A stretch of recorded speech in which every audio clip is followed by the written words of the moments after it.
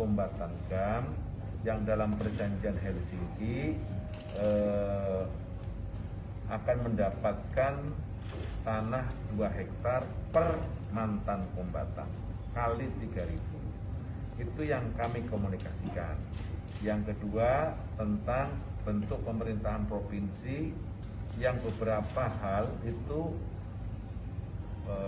pemerintah Provinsi Aceh mendapatkan kewenangan untuk melakukan pengelolaan sendiri yang sekarang juga dianggap belum dilakukan.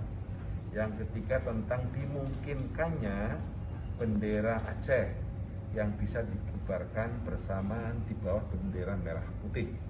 Itulah hal-hal yang ditandatangani dalam perjanjian Helsinki tahun 2004 yang menjadi akhir dari konflik Aceh. Itu yang dititipkan kepada saya di akhir tahun kemarin pada saat saya berkunjung ke Aceh, dan kemudian saya mencoba mengkomunikasikan persoalan ini kepada sejumlah menteri yang terkait. Saya sudah komunikasikan dengan Menteri Pertanahan tentang 3.000 mantan kombatan GAM untuk mendapatkan tanah 2 hektar per orang per mantan kombatan, dan itu alhamdulillah sudah dalam proses penyelesaian. Yang kedua, saya tadi komunikasi dengan Menteri Dalam Negeri tentang beberapa hal, soal bendera, soal